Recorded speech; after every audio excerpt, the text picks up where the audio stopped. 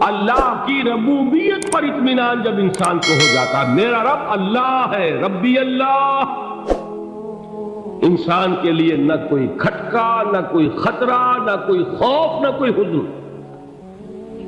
جو کچھ ہو رہا ہے کس کے اذن سے ہو رہا ہے؟ اللہ کے اذن سے۔ اللہ کے اذن کے بغیر پتہ تک نہیں ہلتا۔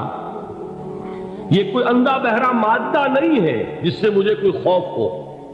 اندھا بھینسا چلا آ رہا ہو اس سے تو ڈرنے کا ہر انسان کو ڈرنا چاہیے، نہ معلوم کس کو ٹکر مار دے، لیکن نہیں، اس کائنات کو چلانے والا ایک سمیع و بصیر خدا ہے، وہ جو میرا دوست ہے، میرا ولی ہے۔ اللہ ولی الذین آمنوا یخرجہم من الظلمات الی النور۔ اللہ اہل ایمان کا ولی ہے، ساتھی ہے، پشت پناہ ہے، مددگار ہے، حمایتی ہے۔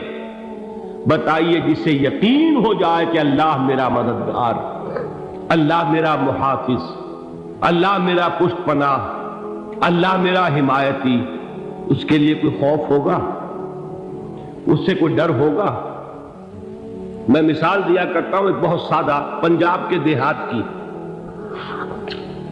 تو بڑا چودھری ہے اور کوئی غریب کسان ہے۔ اس غریب کسان کے جانوروں کو ہر وقت اندیشہ ہوگا چوری کا، کوئی میری بھینس کھول کر نہ لے جائے، کوئی میرا بیل کھول کر نہ لے جائے۔ لیکن جس کے بارے میں یہ سب کو معلوم ہو کہ وہ جو بڑا چودھری ہے وہ اس کا دوست ہے، اس کی بچیا کو کوئی خوف ہوگا؟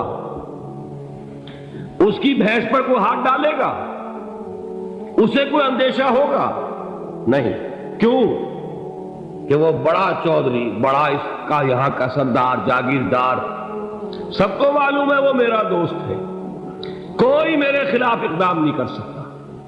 اس دنیا میں یہ چھوٹی سی بات اگر آپ کے دلی اطمینان اور سکون کا باعث بن سکتی ہے تو ذرا تصور کیجئے۔ میں لفظ تصور استعمال کروں گا صرف اس لیے کہ اس کا ہم جس کو کہتے ہیں ادراک اور شعور کر نہیں سکتے، اگر کے ساتھ کر سکتے۔ اگر یقین ہو کہ اللہ میرا مددگار اور یقین ہو کہ اللہ ہر آن میرے ساتھ ہے، پھر کوئی خوف؟ کس کا خوف؟ کوئی شے اللہ سے بالا تر ہے؟ کوئی قوت اس سے زیادہ طاقتور ہے؟ کوئی اس کے ارادے کو بدلنے والا ہے؟ کوئی اس کی مشیت کے آڑے آنے والا ہے؟ یہی بات ہے جو حضور نے فرمائی، یہ ایمان کا حاصل ہے لب لباب، کہ دیکھو اچھی طرح اس بات کو ذہن نشین کر لو، اگر تمام انسان مل کر تمہیں کوئی نقصان پہنچانا چاہے نہیں پہنچا سکتے، مگر جو کچھ اللہ نے لکھ دیا ہو، اور تمام انسان مل کر تمہیں کوئی نفع پہنچانا چاہے نہیں پہنچا سکتے، مگر وہ شے جو اللہ نے طے کر دی۔ آپ پھر میں کہوں گا ذرا طاری کیجئے، اسے فرض کیجئے، اسے سوچئے۔ اگر اس حدیث پر ہمارا دل ٹھکا ہوا ہو تو کسی سے ڈر ہوگا؟ یہ مجھے نقصان نہ پہنچا دے، یہ میری رپورٹ خراب نہ کر دے، یہ میری انکریمنٹ نہ رکوا دے، یہ میرا یہ نہ بگاڑ دے، یہ میرے یہ نقصان نہ پہنچا دے۔ اس کا ڈر، اس کا ڈر، اس کا خوف، اس کی خوشامد، اس کے لیے جا کر طرح طرح سے اپنی عزت نفس کو ذلیل کروانا اس کے سامنے، یہ سب کچھ کیوں کرتا ہے انسان؟ جب سمجھتا ہے کہ اس کے ہاتھ میں میرا کوئی نفع ہے، اس کے ہاتھ میں میرے لیے کوئی ضرر ہے، یہ مجھے کوئی غضب پہنچا سکتا ہے، یہ مجھے کوئی نقصان پہنچا سکتا ہے، یہ میرے کوئی کام بنا سکتا ہے، یہ میری کوئی ضرورت پوری کر سکتا ہے، اسی کا نام شرک ہے۔ جہاں آپ نے یہ سمجھا کہ غیر اللہ کے اندر کوئی طاقت موجود ہے، وہی شرک ہے۔ بتوں سے تجھ کو امیدیں، خدا سے نومیدی، مجھے بتا تو صحیح اور کافری کیا ہے؟ شرک تو یہ ہے۔ جس پر بھی تمہیں یہ خیال ہے کلمہ ہے یہ کلمہ سوم، لا حول ولا قوت الا باللہ. ذرا اس پر دل کو کبھی اگر آپ تصور کریں، پھر فرض کریں دل ٹھک جائے اس پر، کوئی طاقت نہیں. یہی بات تھی جو شیخ عبد القادر جیلانی رحمۃ اللہ علیہ نے اپنی وصیت میں اپنے بچے سے کہی. 11ویں دینے والے ہیں، لیکن حضرت شیخ عبد القادر جیلانی کی وصیت اور تعلیمات کو کتنے لوگ ہیں تم جانتے ہو؟ یہ جن مقامات تک پہنچے ہیں وہ کس چیز کی بدولت پہنچے؟ انہوں نے جو پیغام دیا وہ کیا تھا؟ اے میرے بچے، جس طریقے سے قرآن مجید میں حضرت لقمان کی نصیحتیں جو ہے نقل کر دی گئی ہیں، میں یہ عرض کروں گا بالفرض اگر قرآن حضرت عبد القادر جیلانی کے بعد نازل ہوا ہوتا تو شیخ عبد القادر کی یہ نصیحتیں بھی قرآن میں درج ہوتی. اتنی اونچی نصیحتیں ہیں. اے میرے بچے، اس حقیقت کو ذہن نشین کر لے، لا فاعل فی الحقیقت ولا مؤثر الا اللہ. اس کائنات میں نہ کوئی فاعل حقیقی ہے نہ مؤثر حقیقی ہے سوائے اللہ. کسی شے میں کوئی تاثیر نہیں اگر اللہ نہ چاہے.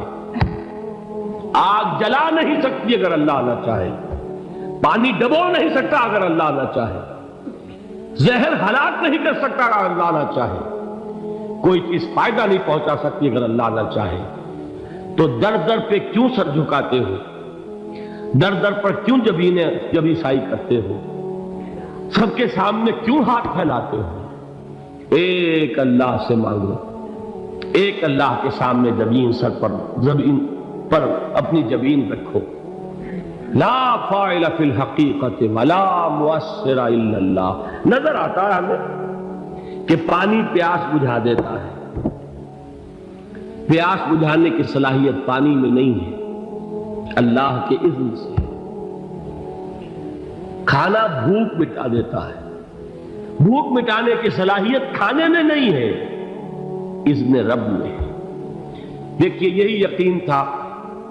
حضرت موسیٰ علیہ السلام کا واقعہ یاد کیجئے. سامنے سمندر آ گیا ہے، قوم دیکھتی ہے پیچھے کہ گرد و غبار کا طوفان. معلوم ہوا کہ فرعون اپنے لشکر سمیت آ گیا. لشکر جب چلتا تھا تیز رفتاری کے ساتھ تو گرد و غبار کا جو طوفان اٹھتا تھا اس کا تصور کیجیے. اور لمحہ بلمحہ وہ قریب آ رہا ہے. پوری قوم نے کیا کہا؟ اے موسیٰ انا لمدرکون، اے موسیٰ ہم کو پکڑے گئے. قرآن مجید میں تو یہاں وہ باتیں نہیں لکھی ہیں، لیکن تورات میں یہ درج ہے کہ بنی اسرائیل جھگڑنے لگے، دست و گریبان ہو گئے موسیٰ کے ساتھ. موسیٰ ہمیں یہاں مروایا لا کر، اس سے تو ہم ہی بہتر تھے. وہاں کھانے کو ملتا تھا، زندگی تو تھی، بیگار ہم کر رہے تھے، موت تو نہیں تھی. اب جو کچھ ہوگا اس کا تصور کرو، جس طریقے سے ہمارے ٹکڑے اڑائے جائیں گے. تو لڑ رہے ہیں حضرت موسیٰ علیہ السلام سے. یہ تورات کی تفصیل ہے. قرآن میں صرف اتنا آیا ہے، پریشان ہو کر انہوں نے کہا انا لمدرکون، موسیٰ ہم کو پکڑے گئے.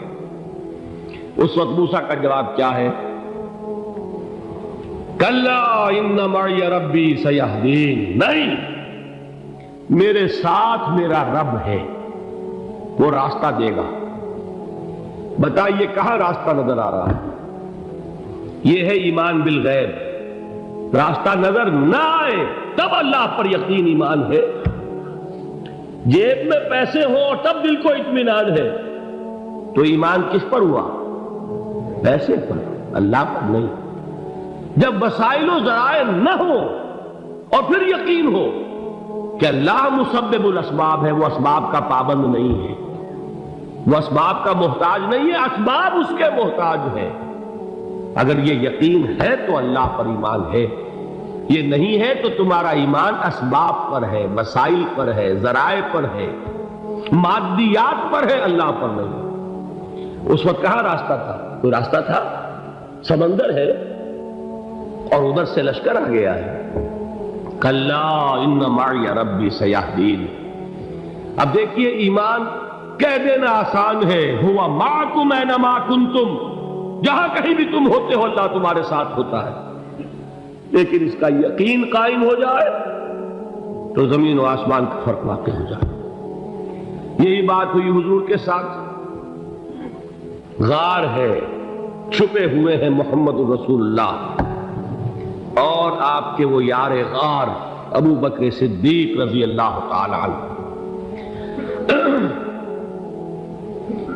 اقبال نے حضرت ابو بکر کی شان میں چند اشعار کہیں صرف، لیکن واقعہ یہ ہے کہ بھاری بھاری نظموں پر اور قصیدوں پر بھاری، طویل ترین نظمیں اور قصیدے ہوں ان پر بھاری ہے۔ ہمتیں ابو بکر کی ہمت جو ہے، کشت ملت را چوں ابر، جیسے بارش سے کھیتی اپجتی ہے، ابو بکر کی ہمت اور عزیمت اس امت کو اسی طرح سینچنے والی ہے۔ ثانیے اسلام و غار و بدر و قبر، وہ دوسرے تھے اسلام میں، دوسرے پہلے کون تھے؟ انا اول المومنین، حضور فرماتے سب سے پہلا ایمان لانے والا میں، دوسرے ابو بکر۔ ویسے ہمارے ہاں یہ چلتا ہے اختلاف، حضرت علی پہلے ہیں کہ حضرت ابو بکر پہلے ہیں، لیکن اس میں بڑی خوبصورت تطبیق قائم کی ہے علماء نے اور بہت صحیح ہے۔ چار کے بارے میں فیصلہ ہی مت کرو کہ کون پہلے، ان کی ایک عجیب تقسیم کر دی ہے۔ آزاد مردوں میں، بالغ مردوں میں سب سے پہلے ابو بکر، بچوں میں سب سے پہلے علی، خواتین میں سب سے پہلے خدیجہ، اور غلاموں میں سب سے پہلے زید بن حارثہ۔ بڑی پیاری تقسیم ہے، یہ چاروں ہی پہلے ہیں، ہر ایک کے لیے اولیت ہے۔ اور واقعہ یہ ہے کہ اگر زمانی اعتبار سے تعین ہوگا تو پہلے خدیجۃ الکبریٰ آئیں گی رضی اللہ تعالی عنہ۔ کسی اور سے بات کرنے کی نوبت بعد میں آ سکتی ہے، پہلے تو اہلیہ محترمہ سے بات ہوئی، آتے ہی پہلی وحی ہوئی ہے، ابھی تبلیغ کا حکم نہیں تھا۔ کس کو بتایا واقعہ؟ ابھی اپنی نبوت کی تبلیغ کا تو حکم ہی نہیں آیا، واقعہ کس کا ہے؟ وہ خدیجہ کا ہے۔ جب کہا ہے کہ خشیت علی نفسی، مجھے اپنی جان کا اندیشہ ہے، تو کیا جواب دیا خدیجہ نے رضی اللہ تعالی عنہا؟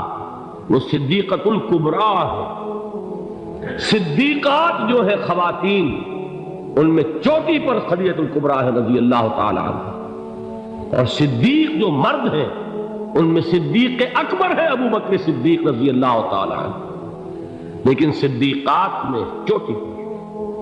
جب حضور نے فرمایا خشیت علی نفسی، کیا فرمایا، کیا عرض کیا، کیسے تسلی دی؟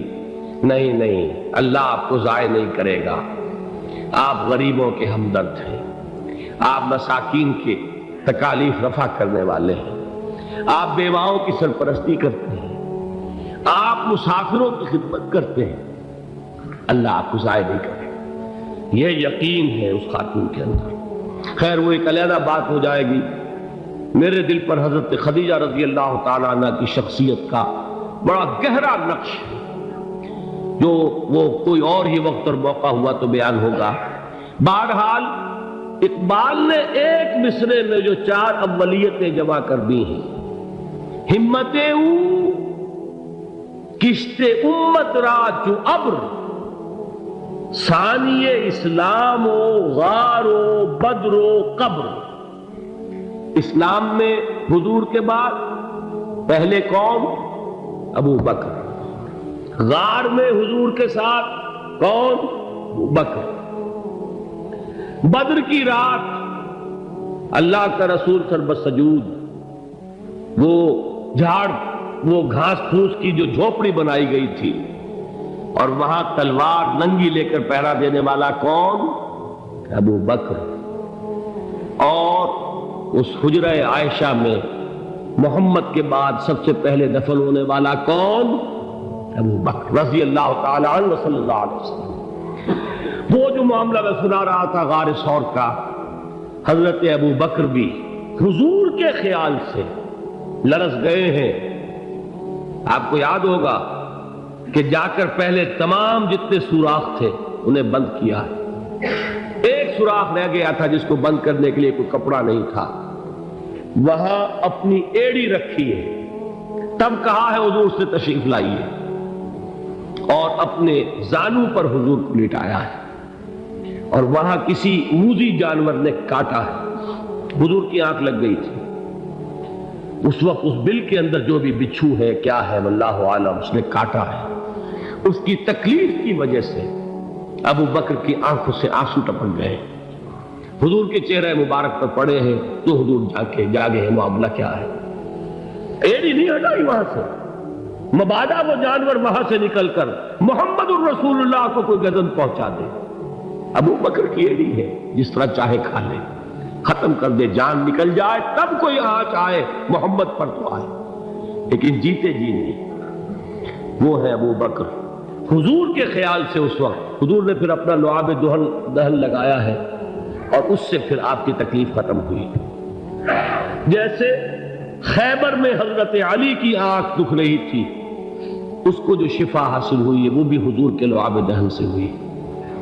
تو بہرحال اس وقت انہوں نے کہا ہے کہ اے نبی یا رسول اللہ، اگر اس وقت ان میں سے کسی نے غیر ارادی طور پر بھی اپنے قدموں کی طرف جھانک لیا تو پکڑے جائیں گے۔ کیا جواب تھا اللہ کے رسول کا؟ لا تحزن ان اللہ معنا، اللہ ہمارے ساتھ ہے، کیوں گھبراتے ہو ابو بکر؟ یہ ہے ایمان باللہ۔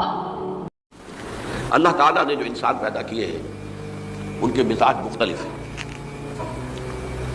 ان میں کچھ لوگ ہوتے ہیں جو قوی ہوتے ہیں ارادے کے، جو فیصلہ کر لیا ڈٹ گئے، کچھ لوگوں میں وہ قوت ارادی اتنی مضبوط نہیں ہوتی، وہ ادھر ادھر سوچتے رہتے ہیں، کچھ لوگ جسمانی طور پر بہت توانا ہوتے ہیں، کچھ لوگ جسمانی طور پر پیدائشی طور پر کمزور ہوتے ہیں۔ تو اگر کوئی قوت ارادی کمزور رکھنے والا شخص ہے، وہ بھی تو اللہ کی تخلیق ہے، اللہ کا بندہ ہے، خطاؤں کا ظہور ہو جاتا ہے، توبہ کرتا ہے، پھر کچھ عرصے کے بعد پھر خطا کا ظہور ہو جاتا ہے، پھر توبہ کرتا ہے، تو ہم تو یہ سمجھیں گے کہ ایک حد کے بعد پھر اس کی توبہ قبول نہیں ہونی چاہیے، لیکن حدیث سنیے۔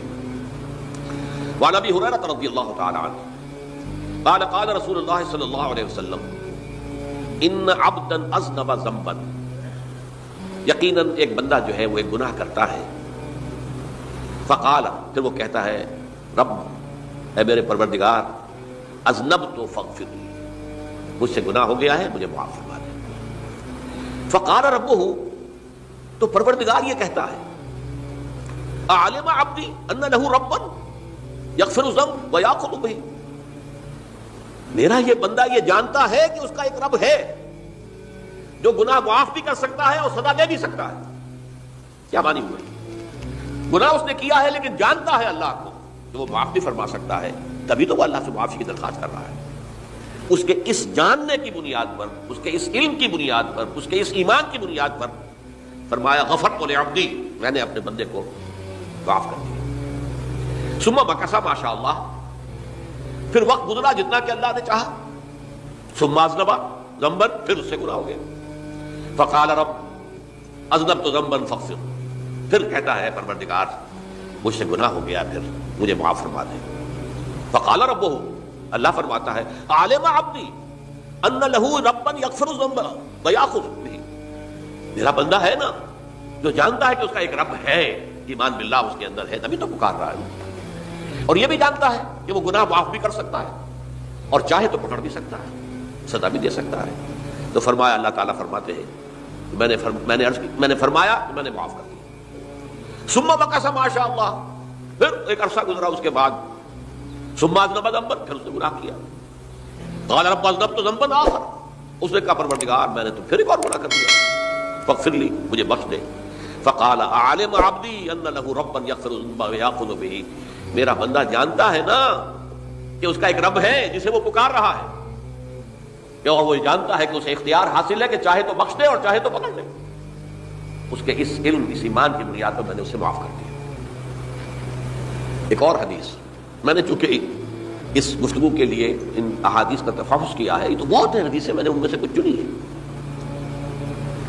ہمارے پاس واعظ ناصح وہ بھی کسی شخص کو روکتے رہے، برائیوں سے روکتے رہے نہیں رکتا تو کہیں غصے میں آ کے اللہ تجھے کبھی معاف نہیں کرے گا۔ یہ کتنا بڑا جرم ہے، اس کا اندازہ کیجیے اس حدیث سے۔ تم میرے بندے کو میری رحمت سے مایوس کر رہے ہیں، کتنا بڑا جرم ہے اس کا اندازہ کیجیے۔ یہ مسلم شریف کی روایت ہے عن جندب، حضرت جندب رضی اللہ تعالی عنہ سے، ان رسول اللہ صلی اللہ علیہ وسلم حدث، کہ اللہ کے رسول صلی اللہ علیہ وسلم نے ایک واقعہ بیان کیا، ان رجلا قال، کہ ایک شخص نے یہ کہا، واللہ لا یغفر اللہ لفلان، کہ خدا کی قسم اللہ تعالیٰ فلاں شخص کو کبھی معاف نہیں کرے گا۔ وان اللہ تعالیٰ قال، اس پر اللہ تعالیٰ نے یہ فرمایا، منزل الذی یتعالی علیہ، یہ کون ہے جو میرے اوپر حکومت کرنے والا آ گیا، جو میری طرف سے حکم لگا رہا کہ میں کبھی معاف نہیں کروں گا۔ منزل الذی، کون ہے وہ شخص، الذی یتعالی علیہ انی لا اغفر لفلان، کہ میں فلاں شخص کو کبھی معاف نہیں کروں گا، قد غفرت لفلان، اس کو تو میں نے معاف کر دیا، واحبطت عملہ، اس شخص کے تمام اعمال میں نے ضائع کر دیے کہ تم نے میرے بندے کو مایوس کیا۔ یہ ہے جرم کی انکار۔ تو توبہ کی دعوت دیتے رہو، توبہ کے لیے لوگوں کو آمادہ کرتے رہو، توبہ جو ہے اس کے لیے ترغیب دیتے رہو، اللہ تعالیٰ معاف فرمانے والا۔ اب آخری حدیث سنا رہا ہوں، یہ تو بہت ہی عجیب حدیث ہے اور متفق علیہ، یہ بخاری اور مسلم دونوں میں۔ حضرت ابو سعید الخدری رضی اللہ تعالی عنہ جو ہے وہ اس کے راوی ہیں۔ حضور نے فرمایا، کان فی من کان قبلکم رجل قتل 99 نفسا، تم سے پہلے جو امت تھی بنی اسرائیل، گویا کہ ان کا ذکر ہے، اس میں ایک آدمی ایسا تھا جس نے 99 قتل کیے تھے۔ اب آپ اندازہ کیجئے کتنا بڑا گناہ کبیرہ ہے قتل۔ قرآن مجید میں آتا ہے فَكَأَنَّمَا قَتَلَ النَّاسَ جَمِيعًا، اگر ایک انسان کو بھی ناحق قتل کر دیا گیا تو یہ ایسے ہی ہے گویا کہ اس نے پوری نوع انسانی کو قتل کر دیا، اس نے 99 قتل کیے۔ فَهَلْ لَهُ مِن تَوْبَةٍ، پھر اس کے بعد یہ ہوا کہ اس کے اندر توبہ کا جذبہ پیدا ہوا۔ فَسَأَلَ عَنْ أَعْلَمِ أَهْلِ الْأَرْضِ، تو اس نے پھر سوال کیا، لوگوں سے پوچھا کہ زمین میں رہنے والوں میں کون سب سے بڑا عالم ہے۔ وَدُلَّ عَلَى رَاهِبٍ، تو اسے بتایا گیا فلاں راہب فلاں جگہ پر ہے، وہ بہت نیک ہے، بڑا عالم ہے۔ فَأَتَاهُ، وہ اس کے پاس آیا، فقال انه قتل 99 نفسا فهل له من توبہ، انہوں نے کہا دیکھیے راہب صاحب، میں نے 99 انسان قتل کیے، اب مجھے یہ بتائیے کہ میرے لیے توبہ کا کوئی امکان ہے؟ فقال لا، اس نے کہا نہیں۔ فقتله، اس نے اس کو بھی قتل کر دیا۔ فکمل به 100، اپنی سینچری مکمل کر لی، مطلب 99 کے بعد ایک کی کسر تھی، اس کو بھی قتل کیا، 100 پورے کر لیے۔ ثم سأل عن عالم اہل الارض، پھر اس نے پوچھا کوئی اور کوئی بڑے عالم انسان ہو۔ فدل علی رجل عالم، پھر اس کی رہنمائی کی گئی ایک بڑے عالم شخص کی طرف۔ فقال انه قتل 100 نفس، تو اس نے وہاں جا کر کہا کہ میں 100 انسان ہلاک کر چکا ہوں، قتل کر چکا ہوں۔ فهل له من توبہ، میرے لیے توبہ کا کوئی امکان ہے؟ فقال نعم، اس نے کہا کیوں نہیں، 100 قتل کیے تب بھی کیا ہے، توبہ کا راستہ دروازہ کھلا ہوا ہے، معلوم یغرغر، جب تک کہ وہ گھنگرو نہیں بج رہا اس وقت تک تمہارے توبہ کا دروازہ کھلا ہوا ہے۔ پہلے افراد توبہ کریں اور صحیح توبہ کریں۔ صحیح توبہ کیا ہے؟ ہماری زندگیوں میں کوئی حرام شے ہے فوراً نکال باہر، ہماری معاشرت میں اور اس معاشرے میں رہتے ہوئے جو قانون ہے جس کے ہم پابند ہیں، ہم کسی زانی کو رجم نہیں کر سکتے، ناممکن ہے، یہ تو قانون ہی بنے گا تب ہوگا۔ ہم کسی چور کا ہاتھ نہیں کاٹ سکتے، تو قانون بنے گا تو ہوگا۔ تو ہم جن چیزوں پر عمل نہیں کر سکتے قانوناً، ان کے علاوہ باقی پوری شریعت جس پر عمل کیا جا سکتا اس پر عمل پیرا ہوتا ہے۔ سود میں بند نہیں کر سکتا، بینکوں کو میں آگ نہیں لگا سکتا، اور بینکوں کو آگ لگا دیں گے تبھی سود تو ختم نہیں ہوگا، لیکن یہ تو کر سکتا ہوں نا کہ براہ راست سود میں ملوث نہ ہوں، سود پر قرضہ لے کر اپنا کاروبار نہ چمکاؤں نہ بڑھاؤں، سود پر قرضہ لے کر اپنے مکان نہ اونچا کروں، یہ تو کر سکتا ہوں۔ تو کم سے کم جو ڈائریکٹ کسی نے قانون نہیں بنایا کہ لازم ہے آپ پر کہ آپ سودی قرضہ لیں اور اپنی بلڈنگ عالی شان بنا لیں، کسی نے نہیں کی، یہ اگر کر رہے ہیں تو آپ مجرم ہیں۔ آپ کے معاشرے میں کوئی قانون نہیں بنا کہ پردہ ختم، برقع حرام، مصر یہ ترکی میں تو کر دیا گیا تھا برقع حرام، وہاں تو سر کو اوپر جو ہے ڈھانپنا جو ہے، سکارف لینا بھی ممنوع ہے، یہاں تو نہیں ہے۔ پھر یہاں جنہوں نے چھوڑا ہے مجرم خود ہے، یہاں تو اللہ کا شکر ہے کوئی ایسا مصطفیٰ کمال پیدا آج تک نہیں ہوا ہے کہ جس نے ان چیزوں کا حکم دیا. ہاں ترغیب ہے ذرائع ابلاغ کے ذریعے سے، فحاشی ہے، عریانی ہے، لیکن چوز آپ خود کرتے ہیں، فیصلے کا اختیار آپ کا اپنا ہے. تو جن چیزوں کے اندر بھی گناہ سے بچنے کا امکان ہے اس کو عملاً ترک کیا جائے. اور نمبر 2، عزم مصمم کر لیا جائے کہ اللہ اب بقیہ زندگی جتنی بھی ہے اس میں اپنی توانائیاں، اپنی قوتیں، اپنی صلاحیتیں صرف کروں گا تیرے دین کی تبلیغ اور تیرے دین کے قائم کرنے کی جدوجہد. عزم مصمم. یہ سلطنت خدا داد پاکستان، اور اللہ ہے خاصان رسول، وقت دعا ہے امت میں تیری آ کیا جب وقت پڑا ہے. میں اپنے احساسات جو ہیں آپ کے سامنے الفاظ میں بیان نہیں کر سکتا. یہ جب یروشلم کی تباہی ہوئی تھی جس کا میں نے ذکر کیا ہے، 6 لاکھ انسان قتل ہوئے تھے اور 6 لاکھ کو نبوکدنضر جو تھا وہ ہانک کر بھیڑوں بکریوں کی طرح بیبلونیا لے گیا تھا. اس سے پہلے کتنے ہی نبی اہل کتاب کے وہ کہتے رہے تھے کہ ہوش کرو، توبہ کر لو. بلکہ ایک جگہ کے الفاظ یہ ہیں، درخت کی جڑ پر کلہاڑا رکھا جا چکا ہے، اب بھی ہوش میں آ جاؤ. ہوش میں نہیں آئے. دنیا پرستی، جو بھی ان کے نفس پرستی جو بھی ان کے اوپر مسلط ہو چکی تھی، اس نے انہیں توبہ نہیں کرنے دی. تباہی و بربادی ہو گئی. آج ہماری نگاہوں کے سامنے عراق کے ساتھ کیا ہو رہا ہے، بغیر اس کے کہ کوئی جرم ہوتا، بغیر اس کے. ہم تو بڑے بڑے جرم کر چکے ہیں ان کی نگاہ میں. نان پرولیفریشن ٹریٹی جو ہے اس کے خلاف ہمارا عمل جا رہا ہے. پوری دنیا کے اندر ان کا کہ ہم اس کو ایٹمی صلاحیت کو نہیں پھیلنے دیں گے. وہ ایک خاص وقت میں افغانستان میں انہیں ہماری ضرورت تھی اپنے اصل دشمن USSR، اپنے مقابل کی طاقت کو ختم کرنے کے لیے. اس وقت انہوں نے اپنا منہ جو ہے پھیر لیا تھا، نہیں دیکھا تھا، اور ہمارے ہاں اللہ کی یہ رحمت آ گئی کہ ایٹمک صلاحیت بھی حاصل ہوئی. اور پوری دنیا میں شاہ عبداللہ نے کہا تھا، پرنس عبداللہ نے، کہ یہ آپ کا نہیں ہے. یہ جو نواز شریف صاحب سے جب اس کا ہم نے دھماکہ کیا ہے، یہ بم آپ کا نہیں ہے، یہ پوری امت مسلمہ کا بم ہے. کیسے یہ برداشت کر سکتے ہیں یہودی اور یہودیوں کے اعلی کار عیسائی، خاص طور پر Protestants, west white Anglo Saxon Protestants. تو سمجھ لیجئے کہ پاکستان کی جڑوں پر بھی تیشہ رکھا جا چکا ہے. یہ میرے احساسات کی اس سے کم میں تعبیر ہو نہیں سکتی، لیکن اب بھی امکان ہے، اب بھی امکان ہے. توبہ کرو، توبہ کراؤ.